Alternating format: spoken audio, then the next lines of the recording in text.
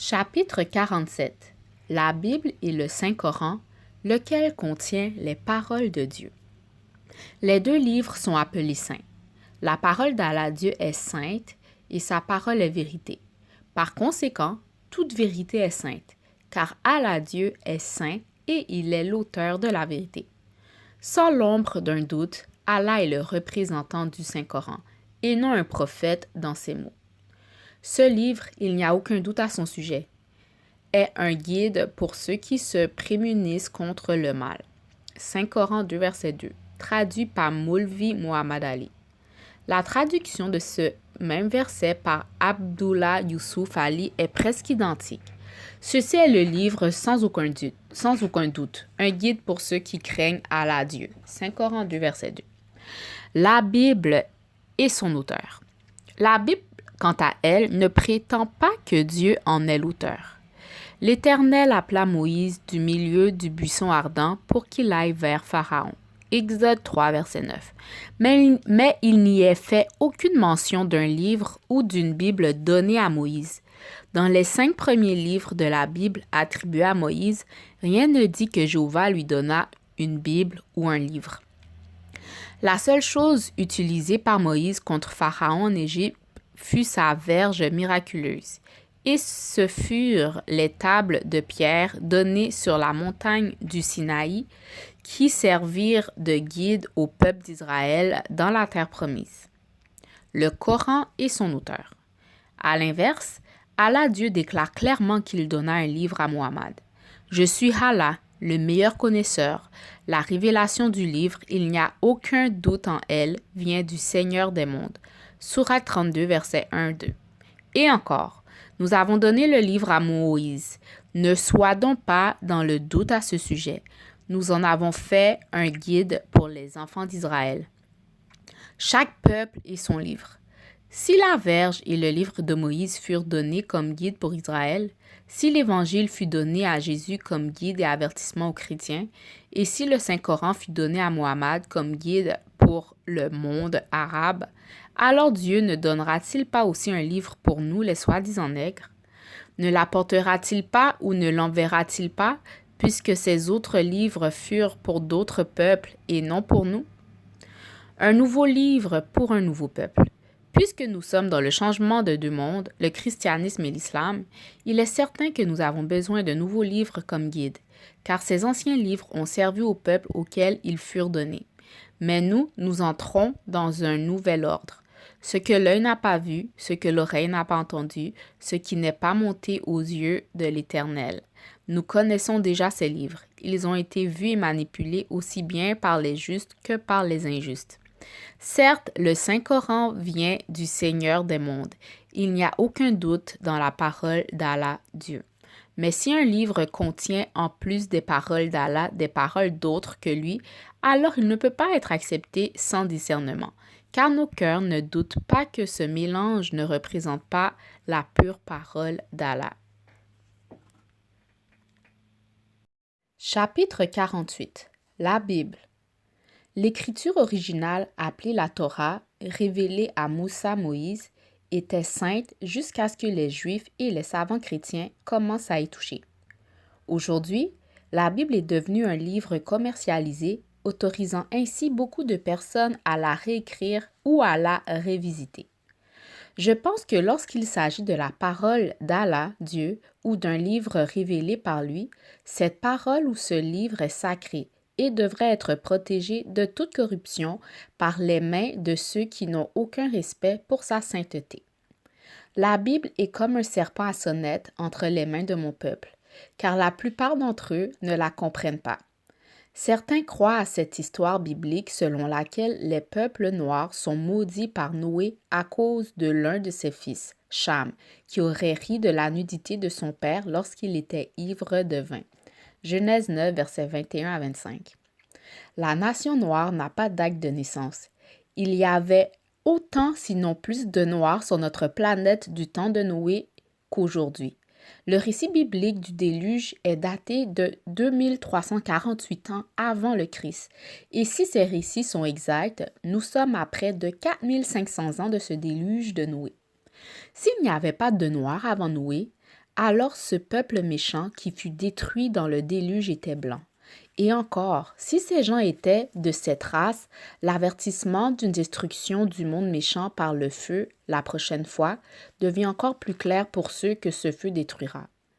Les Noirs, et en particulier les soi-disant nègres, se trouvent maintenant dans la zone même où Dieu m'a dit que le feu, souvent appelé le feu de l'enfer ou l'enfer de feu, commencera, lequel détruira d'abord la présente race blanche méchante d'Amérique. Les péchés de la race blanche sont bien pires et plus fétides aux narines de Dieu que les péchés de Sodome et Gomorrhe. Le feu de l'enfer n'est pas destiné aux soi-disant nègres, sauf à ceux qui, après avoir entendu cet enseignement de vérité que je vous transmets et les avertissements d'Allah Dieu, choisiront malgré tout de s'accrocher à la race blanche et à sa religion, le christianisme. Les soi-disant nègres sont tellement empoisonnés par cette race diabolique qu'ils les aiment plus qu'ils n'aiment leur propre peuple. C'est précisément à cause des mots commis contre eux par la race blanche américaine qu'Allah Dieu les a placés en premier sur sa liste de destruction. Les autres nations blanches auront un peu plus de temps pour vivre, comme le dit le prophète Daniel 7, verset 11, 7, verset 19 et dans l'Apocalypse 19, verset 20. Croyez-le ou laissez-le de côté, cela se réfère à l'Amérique. Elle est le seul gouvernement blanc issu de la race européenne qui correspond à la description de la quatrième bête symbolique. Les soi-disant nègres sont avertis. Sortez du milieu d'elle, mon peuple. Apocalypse 18, verset 4. Bien que la vérité de Daniel et de l'Apocalypse n'ait pu être révélée avant la fin de cette prophétie, elle est maintenant claire. La Bible est bonne si vous pouvez la comprendre correctement. Mon interprétation de la Bible m'a été donnée par le Seigneur des mondes. La vôtre vient de vous-même et des ennemis de la vérité.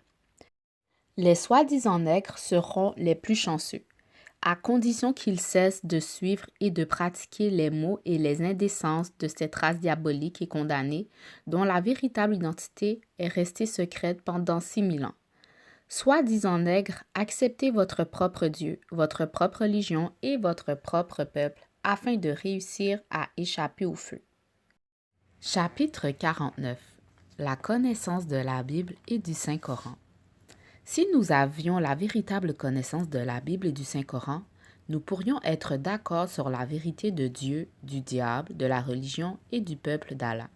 Nous ne pouvons pas dire et prouver que la Bible est entièrement la parole d'Allah. La Bible est composée à près de 2/3 de prophéties. Ce que certains affirment que Dieu a dit est à l'origine appelé le livre. Je suppose parce qu'il s'agit d'une compilation de livres contenant des récits de plusieurs auteurs, histoires, prédictions, récits de dirigeants, peuples et nations, poèmes, paraboles, règles et lois. Le premier livre, appelé Genèse, tente de décrire la création et l'histoire du monde ancien, ainsi que les étapes entreprises par Dieu pour la formation d'une théocratie. Le deuxième livre, Exode, raconte l'histoire de la sortie d'Israël d'Égypte et la remise de la loi. Le troisième livre, Lévitique, contient les lois cérémonielles. Le quatrième livre, Nombre, raconte le recensement du peuple et ses errances dans le désert. Le dernier livre, Apocalypse, contient des prédictions symboliques très intéressantes. Les traducteurs anglais de la Bible ont dédié ce livre à l'un de leurs rois, Jacques d'Angleterre. La première moitié du livre est souvent appelée Torah. La seconde moitié est appelée Évangile ou Nouveau Testament. La Bible est appelée Sainte et Parole de Dieu, mais certains d'entre vous vont trop loin dans cette croyance. La Bible n'est pas entièrement sainte, ni entièrement la parole de Dieu.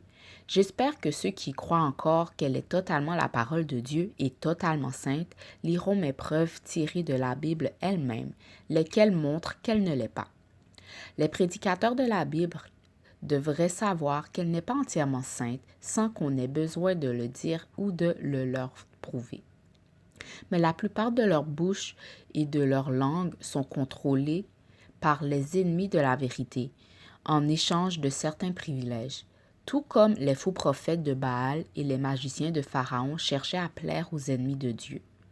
Si nous nous consacrons à prêcher la vérité, nous devons d'abord nous assurer que nous possédons et connaissons la vérité nous-mêmes. Et si nous la prêchons à partir d'un livre, nous devons être certains que ce livre est vrai et qu'il vient de l'auteur de la vérité.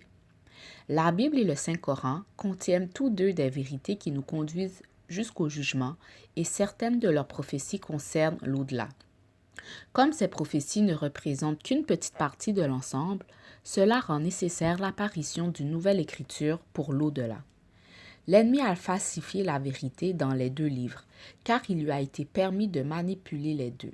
Ni le Saint-Coran ni la Bible n'ont été révélés dans le but de convertir la race blanche à la vérité et à la droiture, car Dieu savait qu'il n'y avait rien de bon en eux depuis le jour de leur création. Mais ils sont capables de vous tromper en ce qui concerne Allah et les justes. Si vous voulez prêcher ou enseigner qu'une certaine religion est vraie, vous devez connaître toutes les religions et leurs écritures. L'homme que Dieu choisit pour lui-même est un avertisseur pour le peuple. Un tel homme n'a pas besoin d'une formation préalable, car Allah est son enseignant et son éducateur. L'homme blanc, quant à lui, n'a pas de véritable connaissance du livre qu'il prêche. Les 5 premiers livres de la Bible ou Ancien Testament sont dits être les livres de Moïse, mais ils ne mentionnent que la remise des 10 commandements et non d'un livre. Exode 20, versets 1 à 18. J'espère que vous ne me comprendrez pas mal et que vous ne penserez pas que je nie que Moïse ait reçu la Torah. Mais le Nouveau Testament non plus ne commence pas en disant « Voici un livre ou une écriture révélée à Jésus ». Et Jésus lui-même ne nous dit pas qu'il ait reçu un livre. Pourtant, le Nouveau Testament fut bel et bien révélé à Jésus. Et l'Apocalypse, le dernier livre de la Bible, fut révélé à Jacob, appelé Jean. La Bible ayant été falsifiée par les Juifs et les chrétiens, a causé beaucoup de diffusion parmi les peuples à cause de leurs incompréhensions. Depuis la création de la race blanche, écriture après écriture ainsi que de nombreux prophètes ont été donnés au monde dans le but de guider et d'avertir les justes de leurs ennemis, les démons. Le Saint-Coran et la Bible nous avertissent d'un jour du jugement de ce monde, un jour de destruction totale où il ne restera rien sauf les justes, les propriétaires originels, la nation noire, qui sont les premiers propriétaires et créateurs. Le Saint-Coran Sharif est un livre révélé à Muhammad comme aux prophètes avant lui. Ce livre contient les derniers avertissements et rend clair ce que nous n'avions pas compris dans la Torah et l'Évangile. Il nous donne également la règle parfaite et la véritable guidance. L'un de ces noms est celui qui distingue Al-Furqan, un autre est la lumière, la vérité. C'est le livre destiné aux soi-disant nègres d'Amérique, et il est préférable pour eux de jeter la Bible à la poubelle, car ils ne peuvent pas la comprendre. Il existe encore un autre livre, que personne n'a pu voir ni lire, dont le contenu viendra bientôt d'Allah lui-même, le dernier livre qui nous conduira dans l'au-delà. Les soi-disant nègres américains aiment beaucoup disputer autour de la Bible, sans en connaître la moitié du véritable sens. Même les savants chrétiens respectés ont très peu d'estime pour la manière dont la Bible a été composée. Selon la Bible, le péché d'Adam aurait entraîné la mort de toute la famille humaine, comme l'écrit M. Nassim Siafi dans son livre This is Christianity, page 10-11.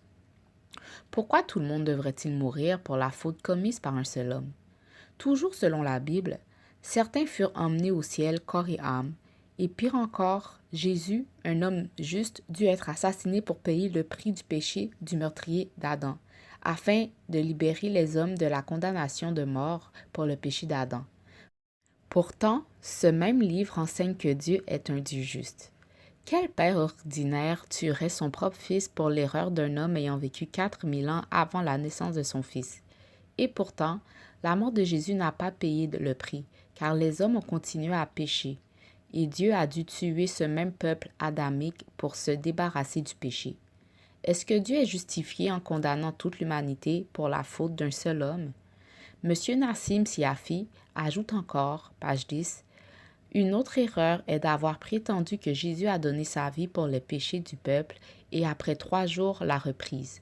Cela n'a aucun sens. Si un homme paie une certaine somme pour acheter un bien mis en gage et que quelques jours plus tard, il revient exiger son argent sans rendre le bien, nous appelons cet homme un voleur. Il ne peut donc être dit que Jésus a donné sa vie en rançon pour les péchés du monde, puis l'a reprise plus tard. nous pouvons seulement conclure que quelqu'un a fait un très mauvais travail en rédigeant la Bible. Pas étonnant que les maîtres esclavagistes aient été si prudents à ce que leurs esclaves la lisent. Chapitre 50. Le glorieux Saint-Coran Sharif. Le livre que les soi-disant nègres américains, la tribu de Shabazz, devraient posséder et lire, le livre que les maîtres esclavagistes avaient entre leurs mains, mais qu'ils n'ont jamais présenté à leurs esclaves, est un livre qui guérira leurs âmes sincères, rendues malades et affligées par les esclavagistes. Ce livre ouvrira les yeux aveuglés et leurs oreilles sourdes. C'est le livre qui les purifiera, le livre qui fait la distinction entre le Dieu de la droiture et le Dieu du mal, le livre de la guidance, le livre de lumière et de vérité, le livre de sagesse et de jugement. Mais l'homme ordinaire doit d'abord être enseigné sur comment respecter un tel livre, comment le lire, comment le comprendre et comment l'enseigner. Le Saint-Coran Sharif contient certaines des prières les plus belles qu'on ait jamais entendues, récitées ou lues. Il est appelé le glorieux Coran, et sans erreur, c'est exactement ce qu'il est. Ce livre n'est pas venu d'un prophète, mais directement d'Allah à Muhammad, non pas par un ange, mais par la bouche d'Allah, Dieu lui-même, le grand distinguant entre la vérité et le mensonge, dans le jugement du monde dans lequel l'ennemi de la vérité a dominé la nation de l'humanité noire par le mensonge depuis 6000 ans.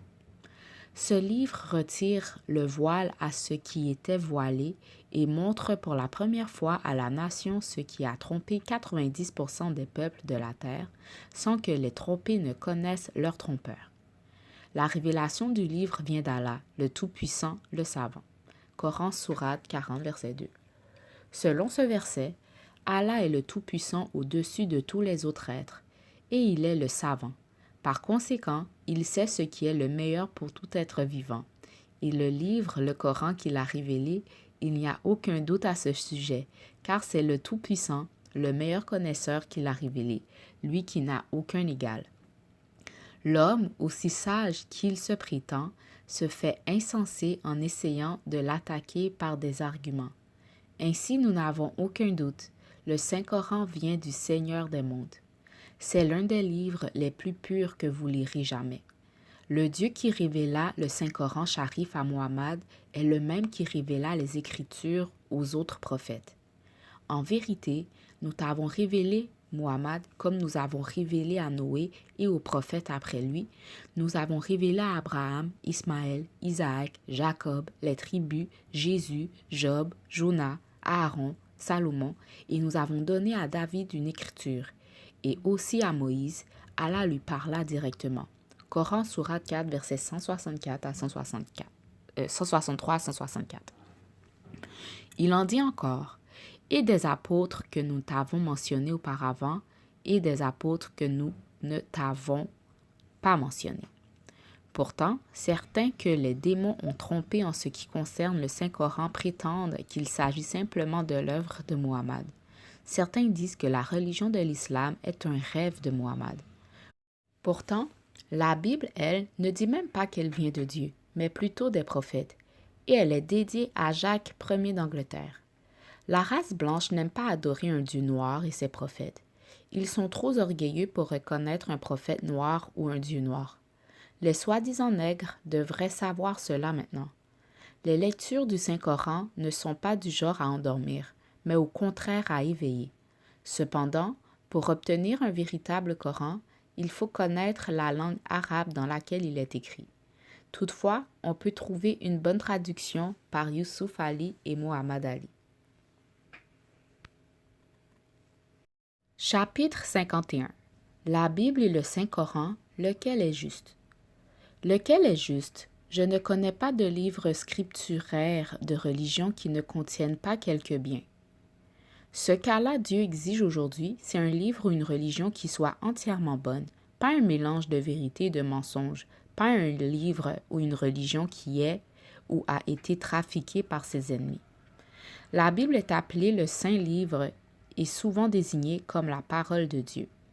On dit que la Bible anglaise actuelle a été traduite des langues originales vers la langue anglaise moderne par l'autorité d'un certain roi Jacques en 1611. Quelle est la langue originale dans laquelle la Bible fut écrite? Quelle langue Moïse parlait-il à l'origine?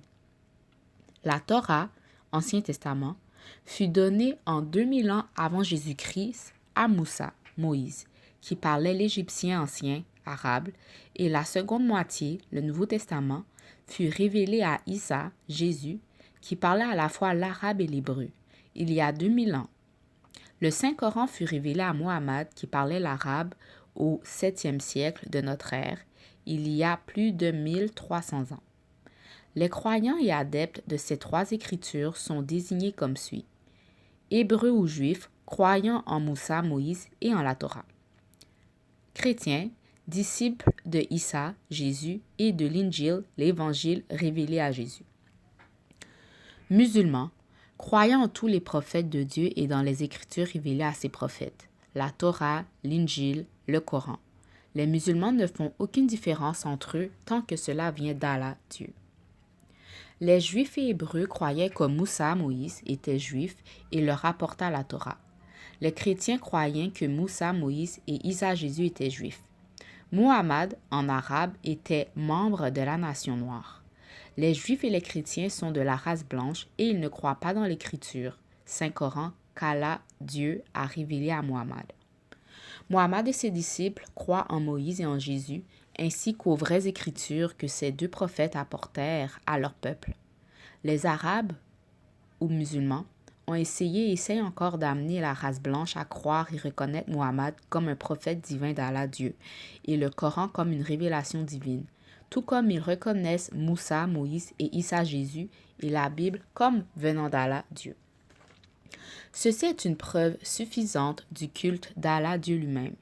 Si Allah veut faire de la nation noire l'égale ou la supérieure de la race blanche, alors leur objection prouve, sans l'ombre d'un doute, qu'il n'existe pas de relation divine de fraternité entre la nation noire et la nation blanche. Dieu nous en garde. L'histoire des deux peuples en est la preuve. Depuis 6000 ans, les deux, noirs et blancs, ont été et sont encore incapables de s'entendre en paix. Cela tient au fait que le Dieu des deux peuples n'est pas le même. La Bible est maintenant appelée la Bible empoisonnée par Dieu lui-même. Et qui peut nier qu'elle soit un poison? Elle a empoisonné les cœurs et les esprits des soi-disant nègres au point qu'ils ne peuvent s'accorder entre eux. Dès le premier jour où la race blanche reçut l'écriture divine, elle commença à altérer sa vérité pour l'accommoder à elle-même et aveugler l'homme noir. C'est dans sa nature de faire le mal, et ce livre ne peut être reconnu comme la pure et sainte parole de Dieu. Il s'ouvre par les paroles de quelqu'un d'autre que Dieu, tentant de nous présenter Dieu et sa création. On appelle cela le livre de Moïse, et il est écrit « Au commencement, Dieu créa le ciel et la terre ». Genèse 1, verset 1. Quand était ce commencement? Là, dans la Genèse, l'auteur nous dit que c'était en 4004 avant Jésus-Christ. Ce que nous savons maintenant se rapporte à la fabrication de la race blanche et non aux cieux et à la terre. Le deuxième verset du premier chapitre de la Genèse dit « La terre était informe et vide, les ténèbres couvraient l'abîme, et l'Esprit de Dieu se mouvait au-dessus des eaux. Sur quoi étaient donc les eaux puisqu'il n'y avait pas de forme de terre? À mes yeux, la Bible est très sujette à caution. Après que Dieu a créé toutes choses sans demander l'aide de quiconque, voilà que survient sa faiblesse. Et au verset 26 du même chapitre, Genèse 1, verset 26, il nous invite à l'aider à faire un homme. Allah a révélé que le nous, invité à faire un homme, la race blanche, était bien ce nous. Faire un homme est bien plus facile que de faire les cieux et la terre. Nous ne pouvons imputer ces lectures douteuses de la Bible à Moussa, car il était un prophète de Dieu et les prophètes ne mentent pas. Si la Bible actuelle est la parole directe de Dieu, pourquoi Dieu ne parle-t-il pas lui-même plutôt que son prophète Moussa Moïse? Moïse ne nous dit pas non plus ici, dans le premier chapitre de la Genèse, que cela vient de Dieu. Non, nous ne trouvons pas le nom de Moïse mentionné dans ce chapitre. La Bible est le cimetière de mon pauvre peuple, les soi-disant nègres, et je voudrais m'y attarder jusqu'à être certain qu'ils comprennent qu'elle n'est pas aussi sainte qu'ils ne le pensaient. Je ne veux pas dire qu'il n'y a aucune vérité en elle. Il y a certainement beaucoup de vérité, si elle est comprise. Allez-vous accepter sa juste compréhension? La Bible accuse tous ces grands prophètes de mal. Il rend Dieu coupable d'un acte d'adultère en l'accusant d'être le père du bébé de Marie, Jésus. À nouveau, elle accuse Noé et Lot d'ivresse, et Lot d'avoir eu des enfants de sa fille. Quel livre empoisonné! Le Saint-Coran est saint parce qu'il est la parole d'Allah Dieu, parlant lui-même directement à son serviteur. Saint signifie quelque chose de parfaitement pur, et nous ne pouvons pas dire cela de la Bible empoisonnée. Coran signifie, selon les savants arabes de la langue dans laquelle il est écrit, ce qui doit être lu, qui fut révélé à Muhammad au mois de Ramadan. 2, verset 185. Nous, les soi-disant nègres américains, sommes mentionnés dans le Nouveau Testament sous plusieurs noms en paraboles. J'en citerai 2. La parabole de la brebis perdue et celle du fils prodigue. Luc 15, versets 1 et 11. On ne pourrait mieux nous décrire. Avant la venue d'Allah Dieu, étant aveugles, sourds et muets, nous avions pris à tort ces paraboles pour des références aux Juifs. À présent, grâce au Tout-Puissant Allah, qui vint en la personne du Maître phare Muhammad, qu'il soit loué à jamais, qui a ouvert mes yeux aveuglés, débouché mes oreilles, délié le nœud de ma langue et nous a fait comprendre que ces paraboles bibliques se réfèrent à nous, les soi-disant nègres, et à nos maîtres d'esclaves. La réponse, Luc 15, versets 4 à 6, aux accusations portées par les pharisiens, fiers et impies contre lui, Dieu en personne, pour avoir mangé avec son peuple perdu et retrouvé, quand les pharisiens et leur peuple avaient rendu pécheur, ne saurait être meilleur. Elle le défend lui et son peuple, brebis perdu et retrouvé.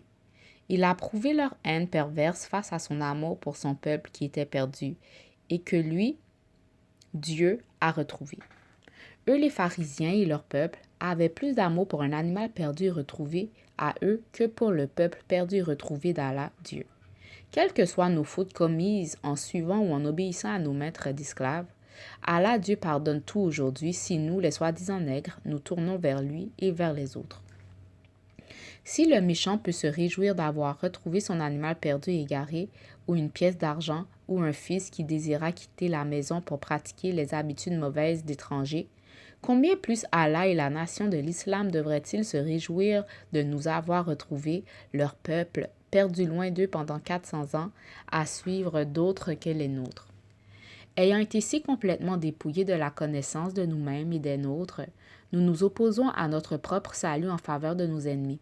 Et je cite ici une autre édition empoisonnée des enseignements esclavagistes de la Bible. Aimez vos ennemis, bénissez ceux qui vous maudissent, priez pour ceux qui vous maltraitent, à celui qui te frappe sur une joue, présente aussi l'autre, à celui qui t'enlève ton manteau, ne refuse pas non plus ta tunique. Les maîtres d'esclaves n'auraient pas pu trouver mieux enseignement pour se protéger contre la possible insatisfaction de leurs esclaves face au traitement brutal de leurs maîtres. C'est contre la nature même de Dieu et de l'homme et de toute vie d'aimer leurs ennemis. Dieu demanderait-il que nous fassions ce qu'il ne fait pas lui-même? Il est tellement ses ennemis qu'il nous dit qu'il va les détruire dans le feu de l'enfer, ainsi que ceux d'entre nous qui suivent ses ennemis. La mauvaise compréhension de l'Ancien et du Nouveau Testament par les soi-disant prédicateurs nègres fait de la Bible notre cimetière, et nous devons en être ressuscités. Moïse n'enseigna pas la résurrection des morts, ni Noé qui fut prophète avant Moïse. L'enseignement du Nouveau Testament et du Saint-Coran sur la résurrection des morts ne peut pas viser des gens physiquement morts et retournés à la terre, mais plutôt une résurrection mentale de nous, la nation noire, qui sommes mentalement morts à la connaissance de la vérité sur nous-mêmes, sur Dieu et sur l'ennemi juré de Dieu et de son peuple. C'est cette vérité, Jean 8, verset 32, qui nous rendra libres. Or, Jean 8, verset 32 ne dit pas quelle vérité vous rendra libre, laissant la chose en suspens et à l'avantage de l'ennemi. Oh, si mon pauvre peuple, soi-disant nègre, comprenait, il serait aussi au ciel sur le champ. L'ennemi est aux aguets, bien éveillé, est même à l'œuvre pour empêcher les soi-disant nègres de croire en Allah et en la vraie religion d'Allah, Dieu, et de ses prophètes, l'islam. L'ennemi sait très bien qu'Allah, Dieu, est le rocher de notre défense et que l'islam est la maison de notre salut. Malheur à ceux qui cherchent à entraver l'enseignement de l'islam et la vérité sur Dieu et sur le diable, ou qui projettent la mort du messager d'Allah et de ses disciples.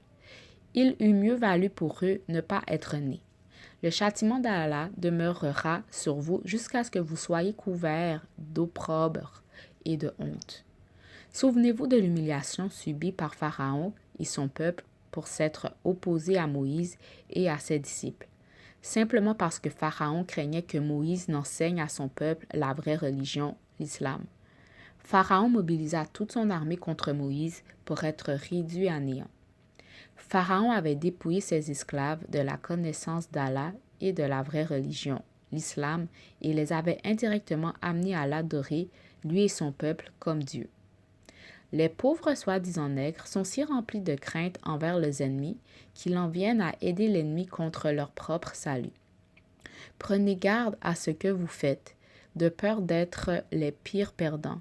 S'ils avaient seulement été instruits de la vérité, ils agiraient autrement. La Bible, l'Église et le christianisme les ont trompés. Je prie Allah de leur donner la vie et la lumière de la compréhension. Le Saint-Coran, le livre glorieux, devrait être lu et étudié par nous, les soi-disant nègres américains. La Bible actuelle et le Saint-Coran devront bientôt céder la place à ce saint livre que nul homme n'a encore vu, si ce n'est Allah. Les enseignements et prophéties de la Bible actuelle et du Saint-Coran nous mènent jusqu'à la résurrection et au jugement de ce monde, mais pas dans l'au-delà. Ce qui est dans le saint livre à venir concerne les justes et les méchants.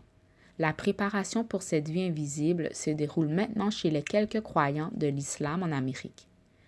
L'islam, la vraie religion d'Allah, Dieu, fait une distinction entre les amoureux de la droiture et les amoureux du mal. C'est ce dont Allah, Dieu, se sert aujourd'hui pour séparer les justes des malfaisants. Jetons un coup d'œil à l'ouverture du 2e chapitre du Saint-Coran.